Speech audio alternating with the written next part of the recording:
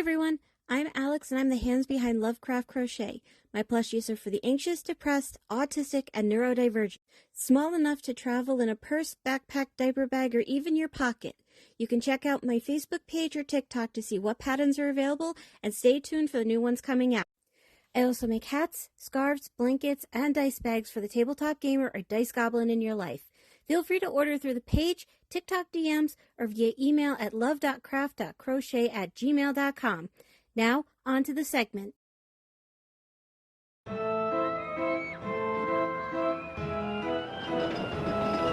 Greetings, fellow lovers of the dark and macabre. Looking for more thrilling tales of true crime and suspense? Then step aboard the Murder Coaster. I'm Krista Carmen. And I'm Matthew Brockmeyer. And every week we bring you spine-chilling and disturbing true tales of murder and mayhem. So strap in. Keep your hands and feet inside the ride. And prepare for a descent into the darkest realms of true crime. On Murder Coaster Podcast. Murder Coaster Podcast, available everywhere you get podcasts.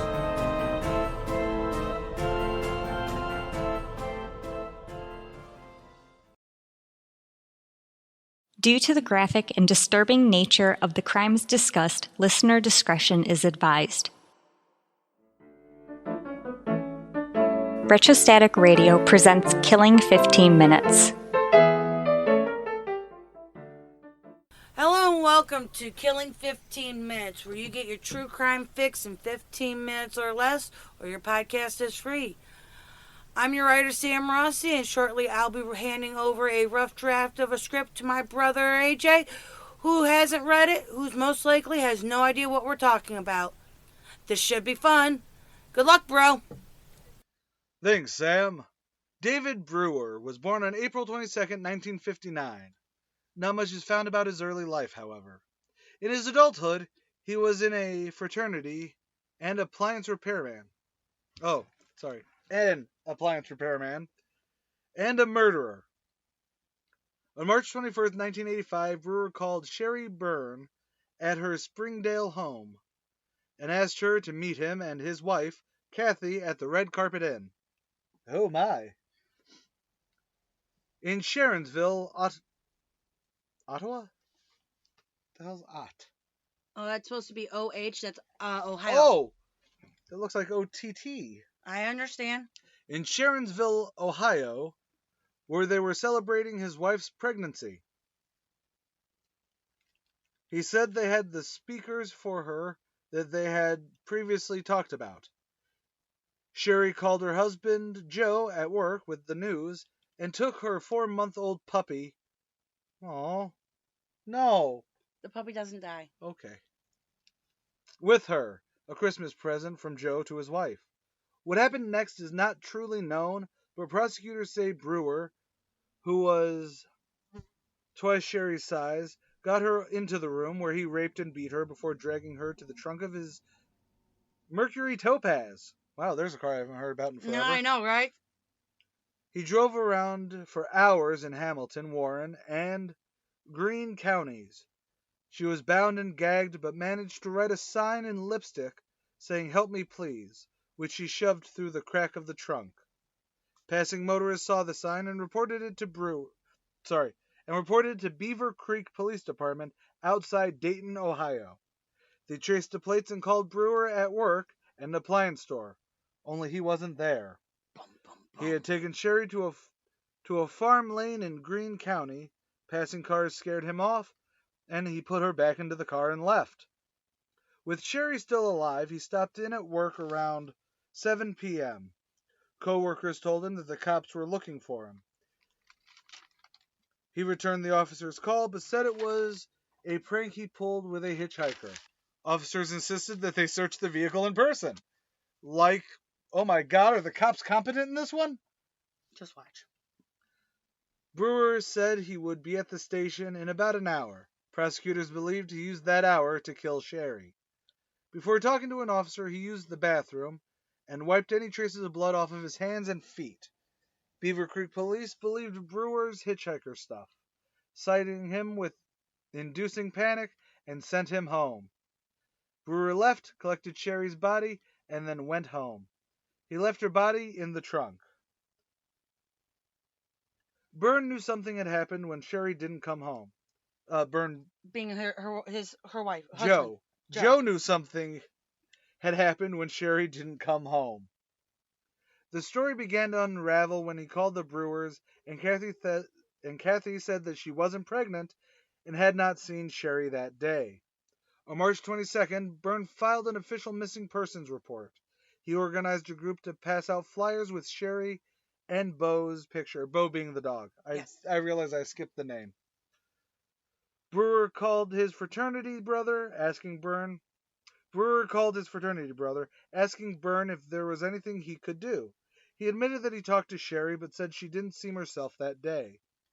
Byrne never considered Brewer a suspect, even after he had asked that. On March 23rd, Brewer hid Sherry's body in a storage locker, then visited her husband. It would be the last time that the two men saw each other before the trial. On March 25th, Springdale police interviewed Joe, which turned their attention to David Brewer. In 30 minutes, they caught him in 3 lies, each version more absurd than the last. When they left Brewer alone with his wife, he confessed everything. He led the police to the Franklin storage unit, and they found Sherry's body. He then took police to the place where he had killed her. The knife was still there. On March 22nd, a Greene County grand jury indicted Brewer on charges of kidnapping, aggravated murder with the death penalty specifications.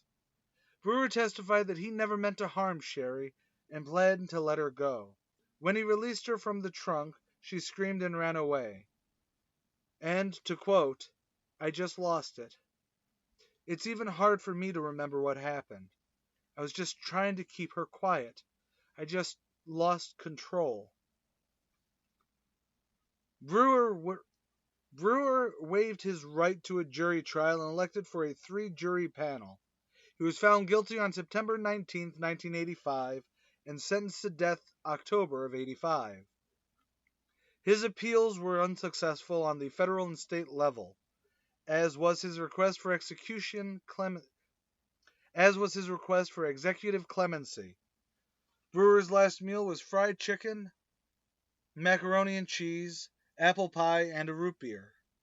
He also got up at 6 a.m. and had breakfast of Rice Krispies.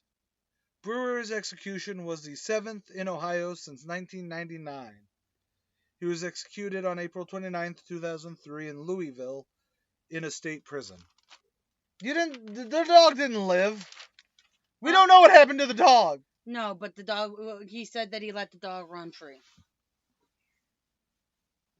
He also said that he didn't kill Sherry. This was part of his confession. He said he let the dog go. Why do you do these things to me? Why? Why? What did I do to you? The puppy. Yeah. Oh, that's nice. But the point is, I don't think that he actually did plan to kill her initially. No. I think he just wanted to rape her. I know that sounds terrible, which it is. I'm not trying to make light of that, but I think it became an escalation. I agree.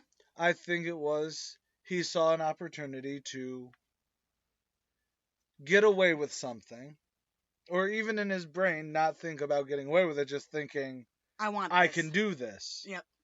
And then it turned into a cascading thing.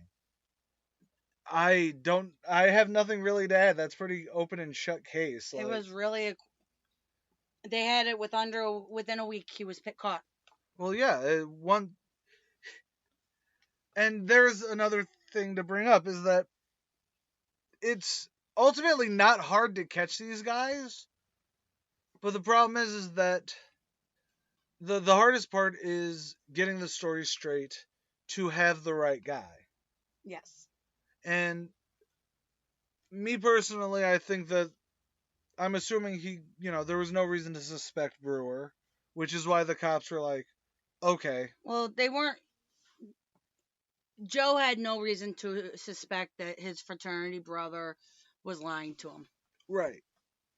So when the cops talked to Joe and they got the full story of what he knew, they went to talk to Brewer, and then Brewer couldn't keep his story straight. Exactly. And that's what I mean is like when they let him go originally because of it was a hitchhiker prank. Right. One, that's a stupid fucking prank. Yep. But it's why the cops would be like, that's a stupid fucking prank. We're going to ticket you for inciting panic, but we have nothing.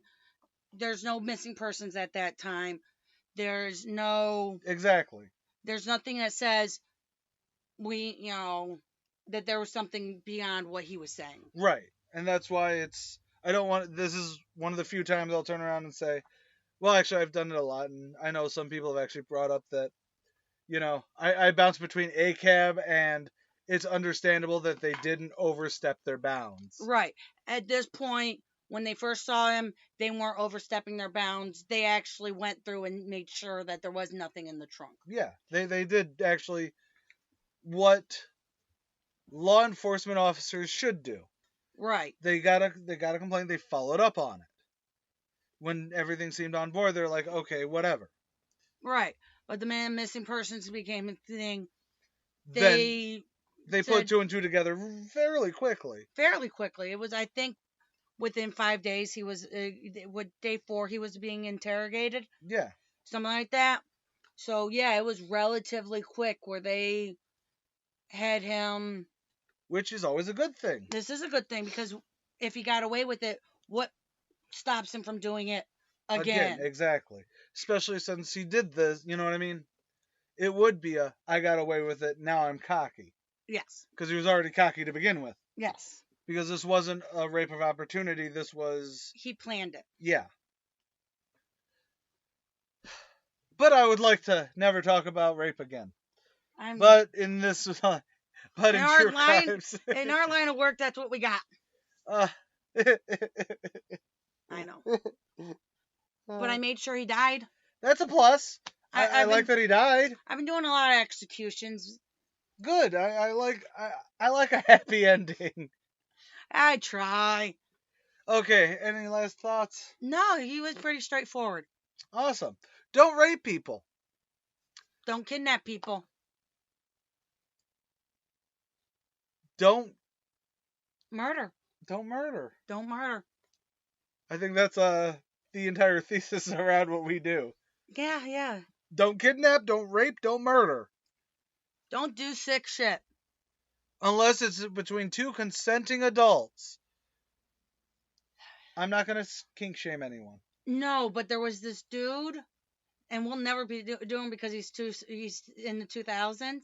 Okay. Who actually put out a post so that he could eat somebody. Oh, yeah, I remember that. It made its rounds. It still makes its rounds. But still. Because I believe it was on Craigslist. He was like, seeking to eat people. Something like that. I don't remember if it was Craigslist or... But again, it was consenting. He was a cannibal. He wanted to try cannibalism with a consenting adult. But the consenting adult didn't die in the initial attack. He had to kill him. Oh. So, that consenting adult, they ended up nailing it for manslaughter. You can retract consent at any time. Exactly. With all of that said, I'm AJ Carey. I'm Sam Rossi. Later, y'all. Killing 15 Minutes is hosted by Arthur Carey, with scripts written and researched by Sam Rossi. If you like this episode or want to stay updated on this series, consider following Killing 15 Minutes on Patreon or Retrostatic Radio on all major social media platforms. Good night and God bless. You're watching Retrostatic Radio. Wheel of Random is turn, turn, turn. Tell us the 15 minutes we shall learn.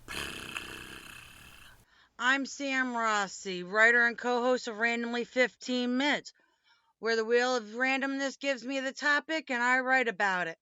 I'm Megan Klodnicki, and I'm the host of Randomly 15 Minutes. I cold read what Sam writes and learn in real time about a random topic. You can find us on all major podcast platforms and YouTube. Follow us on Facebook at Randomly 15 Minutes to get more random facts.